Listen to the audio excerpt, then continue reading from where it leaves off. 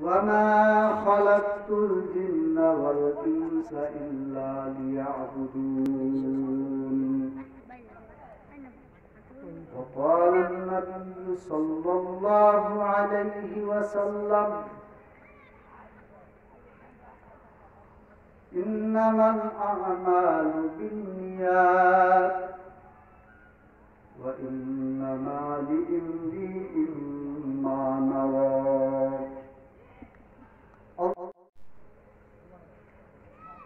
यहाँ हम सब मुसाफिर हैं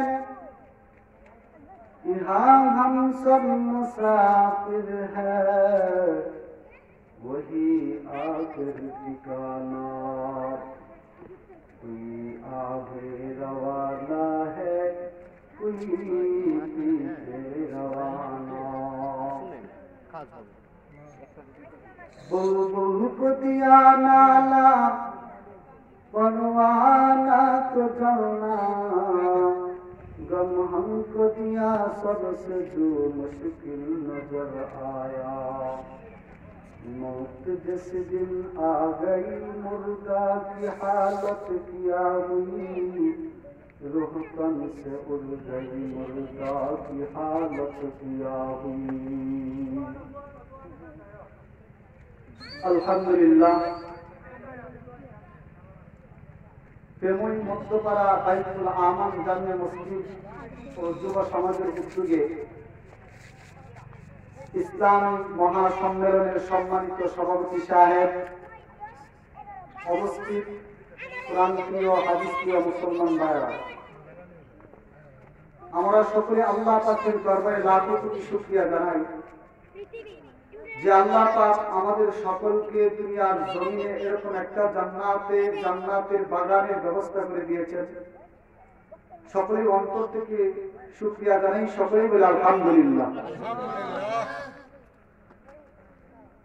মুহতারাম হাজির,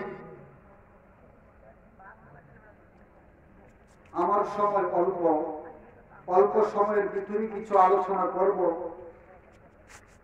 ইনশাআল্লাহ আমরা সকলেই আমলের নিয়তে শুনব।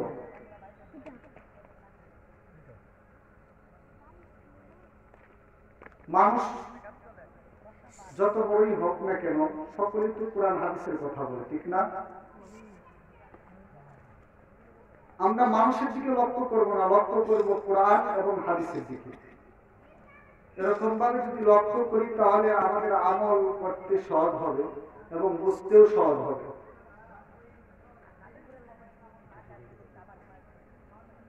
সম্মানিত উপস্থিতি,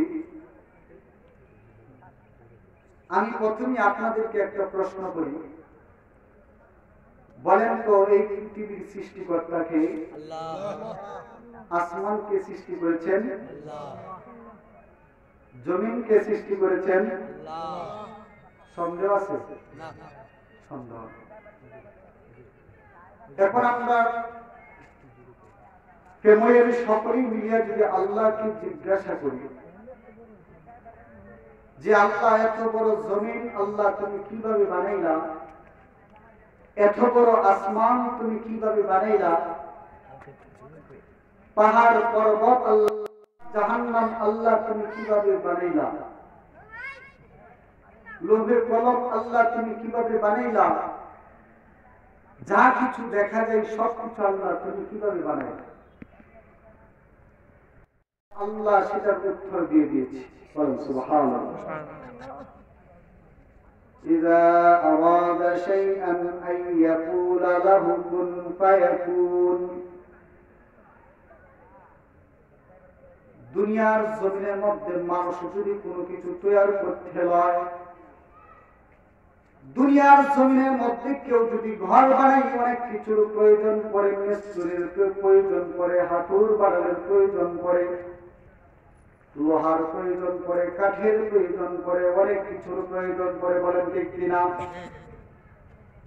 আল্লাহ তাআলা বলেন, ও বান্দা, দুনিয়ার জমিনের মধ্যে তোমরা যখন কোনো কিছু তৈরি করো অনেক কিছুর প্রয়োজন পড়ে, কিন্তু আমি আল্লাহ তো সব কিছু বানাইলাম, কোনো কিছুর প্রয়োজন পড়ে নাই।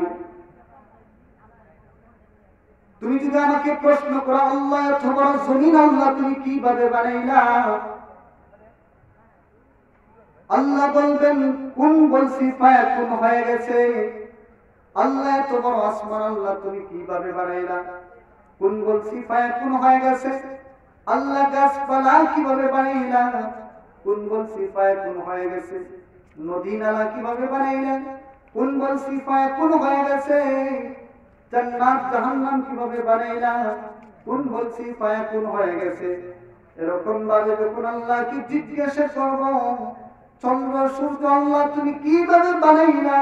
আল্লাহ বলবেন কুন বলছি ফায়াকুন হয়ে গেছে। আল্লাহ মানুষ কিভাবে বানাইলা? মানুষকে আমি আল্লাহর কুদরতিয়াতে সৃষ্টি করেছি আমার গোলামি করার জন্য। ওয়ামা খালাকতুল জিন্না ওয়াল ইনসা ইল্লা লিয়াবুদুন। জিন এবং ইনসান অর্থাৎ মানুষ এবং জিন জাতিকে আল্লাহ পাক শুধু তার ইবাদতের জন্যই সৃষ্টি করেছেন। ইবাদত বলতে শুধু নামাজ, রোজা, হজ, যাকাত এরকম বড় বড় কয়েকটা বিষয় নয়, বরং জীবনের সবকিছুই আল্লাহর হুকুম এবং বিশ্বনবী রাহমাতুল লিল আলামিনের তরিকা অনুযায়ী করা। একজন পূর্ণ ইবাদতকারী ব্যক্তি সে যে তার জীবনের সব কিছু কোরআন হাদিস অনুযায়ী করে তুলে, যে তার কোনো কিছু নিজের খেয়াল খুশি মতে করে না, সে মন চাহি জিন্দেগি চালায় না, তার জীবনের খুঁটিনাটি বিষয় থেকে শুরু করে সর্ববৃহৎ বিষয় পর্যন্ত সবকিছু আল্লাহর হুকুম এবং বিশ্বনবী রাহমাতুল লিল আলামিনের তরিকা অনুযায়ী ছাড়া। ও মুসলমানি বান্দার, আল্লাহ তাআলা যে ইবাদতের জন্য আমাদেরকে সৃষ্টি করেছেন সেই ইবাদত কিন্তু আমার ইচ্ছা মতো করলে হবে না, বরং আল্লাহর কাছে তা গ্রহণযোগ্য বা কবুল হওয়ার জন্য অনেকগুলো শর্ত রয়েছে। তার মধ্যে সবচেয়ে বড় শর্ত হলো ইখলাস। ইখলাস অর্থ একমাত্র আল্লাহকে রাজি খুশি করার জন্য ইবাদত করা। এর সাথে যদি নিজের খায়সাত, নিজের খেয়াল খুশি, নিজের মনের চাহিদাকে যুক্ত করা হয়, তাহলে সেটা ইখলাস পরিপন্থী হয়ে যাবে, সেটা কাটি ইবাদত হবে না। ইবাদতের সাথে ইখলাসের সম্পর্ক হলো দেহের সাথে রূহের সম্পর্কের মতো। দেহের মধ্যে যদি রূহ না থাকে তাহলে সেই দেহের কোনো মূল্য নাই। ঠিক তদ্রূপ ইবাদতের মধ্যে যদি ইখলাস না থাকে তাহলে ইবাদতের মধ্যে কোনো মূল্য নাই, কোনো দাম নাই। ও মুসলমানি বান্দা, কাজে কোনো ভাবে যেন মনের মধ্যে মানুষকে দেখানোর না, মানুষের কাছে সুনাম সুখ্যাতি অর্জন করার না, মানুষের কাছে প্রশংসা পাওয়ার করতে না পারে, এগুলো মানুষের ইবাদতকে নষ্ট করে দেয়। ও মুসলমানি বান্দারা, কিয়ামতের দিন কিছু বড় বড় ইবাদতকারীকে আমার মাওলা ডাক দিবেন, যারা আল্লাহর রাস্তায় জীবন দিয়ে দিয়েছে, এরকম কিছু লোককে আল্লাহ পাক ডাক দিবেন। ডাক দিয়ে জিজ্ঞাসা করবেন, বান্দা তুমি আমার জন্য কি করেছো? সে বলবে, মাওলা রে, তোমার জন্য আমার জীবনটা পর্যন্ত দিয়ে দিয়েছি। আল্লাহ বলবেন, না গো না, তুমি তো আমার জন্য জীবন দাও নাই, তুমি তো এই জন্য জীবন দিয়েছো মানুষ তোমাকে বীর বাহাদুর বলবে, তুমি তো এই জন্য জীবন দিয়েছো মানুষ তোমাকে বড় যোদ্ধা বলবে, তুমি যে উদ্দেশ্যে এই কাজ দুনিয়ার জমিনের মধ্যে করেছিলে তা তুমি পেয়ে গেছো। মানুষ তোমাকে বাহাদুর বলিয়া প্রশংসা করেছে, বড় যোদ্ধা বলিয়া প্রশংসা করেছে, যা পাও তুমি দুনিয়ার জমিনের মধ্যে পেয়ে গেছো। এখন আমি আল্লাহর কাছে তোমার কিছুই পাওয়ার নেই, যাও জাহান্নামে চলে যাও। এরকম ভাবে কতিপয় বড় বড় ইবাদতকারীকে আল্লাহ ডাক দিবেন। ডাক দিয়ে জিজ্ঞাসা করবেন, বান্দা তুমি আমার জন্য কি করেছো? সেই বলবে, মাওলা রে, তোমার জন্য এত এত ইবাদত করেছি, সারা রাত জাগরণ করে ইবাদত করেছি, সারাদিন রোজা রেখেছি। আল্লাহ বলবেন, না গো না, তুমি তো আমার জন্য করো নাই, তুমি তো এই জন্য করেছো। মানুষ তোমাকে বড় বুজুর্গ বলবে, বড় ইবাদতকারী বলে প্রশংসা করবে, তুমি যা পাও তুমি দুনিয়ার জমিনের মধ্যে পেয়ে গেছো। মানুষ তোমাকে বড় বুজুর্গ বলে প্রশংসা করেছে, বড় ইবাদতকারী বলে প্রশংসা করেছে, যা পাও তুমি দুনিয়ার জমিনের মধ্যে পেয়ে গেছো। এখন আমি আল্লাহর কাছে তোমার কিছুই পাওয়ার নেই, কিছুই পাওয়ার নেই, যাও যাও, তুমি জাহান্নামে চলে যাও। এভাবে বড় বড় দানশীলদেরকে আল্লাহ পাক ডাক দিবেন। ডাক দিয়ে জিজ্ঞাসা করবেন, বান্দা তুমি আমার জন্য কি করেছো? সে বলবে, মাওলা রে, তোমার জন্য আমি এত এত টাকা পয়সা দান করেছি। আল্লাহ বলবেন, না গো না, তুমি তো আমার জন্য করো নাই, তুমি তো এই জন্য করেছো গো, মানুষ তোমাকে বড় দানবীর বলবে, বড় দানশীল বলবে। তুমি যে উদ্দেশ্য এই কাজ দুনিয়ার জমিনের মধ্যে করেছিলা, তা তুমি দুনিয়ার জমিনের মধ্যে পেয়ে গেছো। মানুষ তোমাকে বড় দানবীর বলে প্রশংসা করেছে, বড় দানশীল বলে প্রশংসা করেছে, যা পর তুমি দুনিয়ার জমিনের মধ্যে পেয়ে গেছো। এখন আমি আল্লাহর কাছে তোমার কিছুই পাওয়ার নেই, পাওয়ার নেই, যাও জাহান্নামে চলে যাও। ও মুসলমানি বান্দা, এভাবে যাদের আমলে ইখলাস নেই তারা সব ধরা পড়ে যাবে, তাদের ইবাদত কোনোই উপকারী আসবে না। একমাত্র আল্লাহকে রাজি খুশি করার জন্য অন্য কোনো নামে যারা যা করবে আল্লাহ রাব্বুল আলামিন তা কবুল করবেন না, কারণ সেটা ইখলাসের পরিপন্থী। যদি মানুষকে দেখানোর নিয়তে কিছু করা হয়, অর্থাৎ মানুষের কাছে প্রশংসা পাওয়ার নিয়তে কিছু করা হয়, সেটাকে বলে রিয়া। এই রিয়া ইবাদতের মূল অংশ নষ্ট করিয়ে দেয়। ইবাদতের সাথে ইখলাসের কি সম্পর্ক?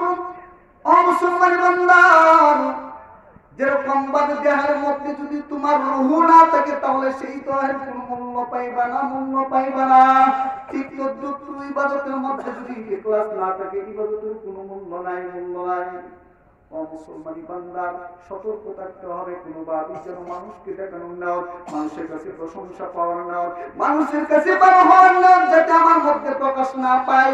যদি এটা এসে যায় ইবাদতকে ধ্বংস করে দেয়। ও মুসলমানি বান্দার, আমরা অনেকে মাদ্রাসা মসজিদ নির্মাণ করি, বলেন ঠিক কিনা? আমরা অনেকে দান সদকা করি, কেউ মসজিদ বানাই, কেউ মাদ্রাসা বানাই, কেউ বন্যা দুর্গতদের সাহায্য করি বা বিভিন্ন ভাবে সমাজ সেবা করি। এসব ক্ষেত্রে কিছু কিছু কাজ জাহিল ভাবে ইখলাসের পরিপন্থী হয়ে যায়। অনেকেই এরকম ভাবে দেখা গেছে যখন দান কায়রাত করে তখন ফটোগ্রাফারের সাথে নিয়ে যায়, উদ্দেশ্য হলো পেপারের মতো মানুষ জানো, সেটা প্রকাশ্যভাবে জাহিল করতেছি। এরকম ভাবে দেখা গেছে যখন সে দান খয়রাত করে, এরকম ভাবে তার নাম সুখ্যাতি বাঁচার জন্য সে বিভিন্ন কৌশল অবলম্বন করে, বলেন ঠিক কিনা? এরকম ভাবে দেখবেন কোন মসজিদ মাদ্রাসা যখন নির্মাণ করতে চাই, তখন তার ধারণা থেকে আমার নামে একটা নামপ্লেট লাগানো হোক, উদ্দেশ্য হলো যাতে মানুষের বুঝে যে অমুকের দ্বারা এটা হয়েছে, বলেন ঠিক কিনা? ও মুসলমানি বান্দা, এরকম ভাবে যদি কেউ নিয়ত করে তাহলে তার ইখলাস নষ্ট হয়ে গেল, তার ইবাদতের কোনো মূল্য পাইবে না, মূল্য পাইবে না। ও মুসলমানি বান্দার, যদি ভালো নিয়ত করা মন হয় সেটার মূল্য আছে। যেমন কেউ নিয়ত করলো নিয়তের যদি লাগানো থাকে, তা দেখে মানুষ আমার নাম স্মরণ হবে এবং তারা আমার জন্য দোয়া করবে, এরকম চিন্তা ফিকির যদি তার মধ্যে থাকে তাহলে সেটার মূল্য আছে, অবশ্যই মূল্য পাইবে। ও মুসলমানি বান্দার, এরকম ভাবে রিয়ার চেতনা নিয়ে দান খয়রাত করলে দুনিয়া আখিরাত উভয়ই বরবাদ। দুনিয়াতে আমার কষ্ট উপার্জিত টাকা পয়সা গেল, আর আখিরাতে সওয়াবও গেল। দুনিয়াতে একটু সুনাম প্রশংসা যা পেলাম, এটা কোনো কাজে আসবে না, আসল সময়ে কোনো ফায়দা আসবে না, আসল সময়ে কোনো কাজে আসবে না। ও মুসলমানি বান্দা, এরকম ভাবে এক আল্লাহর চিন্তা করে যে আল্লাহ আমাকে রক্ষা করবেন, এভাবে যদি কেউ চিন্তা করে তাহলে তার মধ্যে ইখলাস চলে আসবে, রিয়া চলে যাবে, বলেন ঠিক কিনা? ও মুসলমানি বান্দার, রিয়াকে বলা হয় শিরকে আসগর বা ছোট শিরক। কারণ ইবাদত করতে একমাত্র কার জন্য, বলেন? আল্লাহর জন্য একমাত্র ইবাদত করতে হয়। এখন যখন মানুষের দেখতে চান এই উদ্দেশ্যে করলাম, তার উত্তর আল্লাহর সাথে অন্য কিছু বেশি শরীক করলাম, এটাই তো শিরক। আল্লাহ সত্তার সাথেও কেউ শরীক নাই, আল্লাহর গুণাবলীর সাথেও কোনো শরীক নাই, আল্লাহর ইবাদতের সাথেও কোনো শরীক থাকতে পারবে না। এটা কি বলা হয় ইবাদতের ক্ষেত্রে তাওহীদ বা একত্ববাদ। একত্বের বিষয়টা আল্লাহর সত্তার ক্ষেত্রে যেমন থাকতে হইব, আল্লাহর গুণাবলীর ক্ষেত্রেও থাকতে হবে, বলেন ঠিক কিনা? ও মুসলমানি বান্দার, এই ইবাদতে কিন্তু ইখলাস সম্পর্কে বলা হয়েছে সব ধরনের ইবাদতের মধ্যে ইখলাস থাকতে হবে। যদি রিয়া থাকে সেই ইবাদতকে আমার মাওলা কবুল করবেন না, তাহলে সেই ইবাদতের কোনো মূল্য পাওয়া যাবে না, কোনো সওয়াব পাওয়া যাবে না। রিয়া একটা মনের রূপ, রিয়া একটা মনের রূপ। সেই রিয়াকে চিন্তা দিয়ে কিন্তু দূর করতে হবে। রিয়া দূর করার উপায় হলো, যখন আমি কোনো ইবাদত করতে যাব তখন চিন্তা করে দেখবো আমার নিয়ত ঠিক আছে কিনা। আমি চিন্তা করে দেখবো আমি কোন উদ্দেশ্য করছি। যদি মনের ভিতর মানুষকে দেখানো না, মানুষের কাছে সুনাম সুখ্যাতি অর্জন করার নাও, মানুষের কাছে প্রশংসা পাওয়ার নিয়ত, মানুষের কাছে ভালো হওয়ার নিয়ত আছে তার পাই, তাহলে সেটা জেনে ফেলে দিতে হবে, এ কথা চিন্তা করতে হবে। মানুষের কাছে আমি যতই প্রশংসা করি, মানুষ আমাকে যতই ভালো বলুক, মানুষের যতই আমাকে প্রশংসা করুক, কিন্তু তারা আসল সময়ে কোনো ফায়দায় আসবে না, আসল সময়ে কোনো ফায়দা আসবে না। ও আমার ভাইজান, দুনিয়ার জমিনের মধ্যে দেখা যায় কত বন্ধু বান্ধব, কত আপনজন, কিন্তু বিপদের সময় তো কাউকে খুঁজে পাওয়া যায় না। কিয়ামতের দিন যখন সকলে ইয়া নাফসি বলবে, হায় আমার কি উপায় হবে, হায় আমার কি উপায় হবে, তখন কেউ কারোর কথা চিন্তা করার সুযোগ পাবে না। বলেন ঠিক কিনা? কাজে তাদের চিন্তা করলে কি লাভ? বরং এক আল্লাহর চিন্তা করি, তিনি আমাকে রক্ষা করবেন। এভাবে যদি আমি চিন্তা করি, আমার থেকে রিয়া দূর হয়ে যাবে, ইখলাস চলে আসবে। বলেন সুবহানাল্লাহ। ও মুসলমান ভাই, আল্লাহ রাব্বুল আলামিন সূরা বাকারার 48 নম্বর আয়াতের মধ্যে বলেন, ওয়াত্তাকু ইয়াওমান লা তাজজি নাফসুন আন নাফসিন শাইআ। সেই দিনকে ভয় করো যেদিন কেউ কারো উপকারে আসবে না। সন্তান বাবার উপকারে আসবে না, বাবা সন্তানের উপকারে আসবে না, মেয়ে মার উপকারে আসবে না, মা মেয়ের উপকারে আসবে না। সেই দিনকে ভয় করো যেদিন কেউ কারো উপকারে আসবে না। আমার মাওলা সূরা আনআম 64 নম্বর আয়াতের মধ্যে বলেন, ওয়ালা তাজিরু ওয়াজিরাতু বিজরা উখরা। কেউ কারো পাপের বোঝা বহন করবে না, প্রত্যেকের বোঝা কিন্তু নিজেই বহন করতে হবে। কাজেই যাদের চিন্তা করে আমি আমার ইবাদত নষ্ট করব, তারা তো আসল বিপদের সময় কোনো উপকারে আসবে না, কোনো উপকারে আসবে না। বরং এক আল্লাহর চিন্তা করি যে আল্লাহ আমাকে রক্ষা করবেন। এভাবে যদি চিন্তা করতে পারি, রিয়া আমার থেকে চলে যাবে এবং ইখলাস চলে আসবে। সকলে মহব্বতে জিকির করেন, লা ইলাহা জোরে লা ইলাহা জোরে লা ইলাহা লা ইলাহা লা ইলাহা। বাইজান রিকশা চলে না চালক ছাড়া, নৌকা চলে না মাঝি ছাড়া, দুনিয়া চলে না আল্লাহ ছাড়া, মুমিন চলে না জিকির ছাড়া। লা ইলাহা জোরে লা ইলাহা।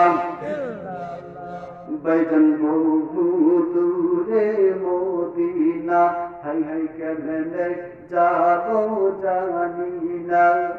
দয়াল আল্লাহ দয়া করো, দয়াল আল্লাহ দয়া করো, যাইতাম সোনার মদিনা। লা ইলাহা লা ইলাহা লা ইলাহা ইল্লাল্লাহু মুহাম্মাদুর রাসূলুল্লাহ সাল্লাল্লাহু আলাইহি ওয়াসাল্লাম। আল্লাহ রাব্বুল আলামিন বলেন, ও মুসলমান বান্দা বান্দি, কেউ কারো পাপের বোঝা বহন করবে না, প্রত্যেকের বোঝাই কিন্তু নিজেকে বহন করতে হবে। কাজে তাদের চিন্তা করলে আমার কি লাভ? বরং এক আল্লাহর চিন্তা করি বান্দা, যে আল্লাহ আমাকে রক্ষা করবেন, জাহান্নামের পথ থেকে আল্লাহ রক্ষা দিবেন, জাহান্নামের আগুন থেকে আল্লাহ রক্ষা দিবেন। সেই আল্লাহর চিন্তা ফিকির করি বান্দা। যদি সেই আল্লাহর চিন্তা ফিকির করতে পারি, তাহলে আমার থেকে রিয়া চলে যাবে, ইখলাস চলে আসবে। যখন আমার কাছে যখন ইখলাস চলে আসবে, তখন আল্লাহ রাজি খুশি হয়ে যাবে। আল্লাহ যখন রাজি খুশি হবে, তখন আমার জন্য জান্নাত ওয়াজিব হয়ে যাবে। সুবহানাল্লাহ। ও মুসলমান বান্দা, ইবাদত একমাত্র আল্লাহর উদ্দেশ্যই করতে হবে, অন্য কোনো উদ্দেশ্য থাকতে পারবে না। অনেক ইবাদতের দ্বারা দুনিয়াবি কিছু ফায়দাও হয়, যেমন ওযু করলে শরীর ঠান্ডা হয়, পরিষ্কার পরিচ্ছন্নতা অর্জন হয়, নামাজ পড়লে উঠা বসা হয়, তাতে হার্টের উপকার হয়, শারীরিক ব্যায়াম হয়। ইবাদত করার সময় সব দুনিয়াবি ফায়দা নিয়তে রাখা ঠিক নয়। এইসব ফায়দার কথা নিয়তে না রাখলেও কিন্তু সেসব ফায়দা হয়ে যাবে। অনেকেই মানুষকে ধর্মের প্রতি আকৃষ্ট করার জন্য এগুলো খুব বয়ান করেন, এমন ভাবে বয়ান করেন যেন এই সব গুলো ইবাদতের জন্যই যেন এসেছে। ও মুসলমানি বান্দা, সাধারণত উলামায়ে কেরাম কিন্তু এরকম ভাবে বয়ান করেন না। ও মুসলমানি বান্দা, যদি মানুষের মধ্যে এই নামাজ জুড়ে চলে আসে যে হাত 2 রাকাত নফল নামাজ পড়লে তাহলে আজকের মর্নিং ওয়ার্কের কাজটা সেরে যাবে, এতে কিন্তু ইবাদতের সব নষ্ট হয়ে গেল। ও মুসলমানি বান্দা, ইবাদতের সব যদি নষ্ট হয়ে যায় তাহলে সব তাই বলা সময়টা আমারও কিছু হয়ে গেল, দুনিয়াতে আসাও আমারও কিছু হয়ে গেল। বলেন ঠিক কিনা? আমার দুনিয়ার সময় কাজে লাগাইতে হবে, সময়টা আমার কাজে লাগাইতে হবে। সবাই বলেন কাজে লাগাইতে হবে না? ও মুসলমানি বান্দা, আল্লাহ রাব্বুল আলামিন আমাদের ইবাদতের জন্য সৃষ্টি করেছেন, সেই চিন্তা কি আমার করতে হবে। আল্লাহ রাব্বুল আলামিন আমাদের ইবাদতে আদেশ দিয়েছেন। বলেন ঠিক কিনা? আল্লাহ তাআলা আমাদের ইবাদতের জন্য সৃষ্টি করেছেন। আল্লাহ তাআলা জন্য বলেছেন একমাত্র আল্লাহই ভালো জানেন। আমরা রুকু সাজদা করি, আল্লাহর গোলামি করি, কেন করি? একমাত্র আল্লাহ পাক জানেন। আল্লাহর নবী রাহমাতুল লিল আলামিন আমাদের কিভাবে নামাজ শিক্ষা দিয়েছেন, তাই এভাবে নামাজ পড়ি। বলেন ঠিক কিনা? ও মুসলমানি বান্দা, আল্লাহর নবী এরকম ভাবে নামাজ শিক্ষা দিয়েছেন, এরকম ভাবে আমরা নামাজ আদায় করি। একমাত্র আল্লাহর জন্য ইবাদত করতে হবে। যদি আল্লাহর জন্য যদি আমি ইবাদত করতে পারি রে বান্দা, দুনিয়ার জমিনের মধ্যে সবকিছু আমার হয়ে যাবে। আল্লাহ যদি আমার হয়ে যায়, সবকিছু তো আমার হয়ে গেল। আল্লাহ পাক আমাকে সবকিছু এরকম ভাবে দেখে গেছে, সবকিছু আল্লাহ আমাকে দান করবেন। দুনিয়াতে সুখময় জিন্দেগি দান করবেন, আখিরাতে জান্নাত দান করবেন। বলেন ঠিক কিনা?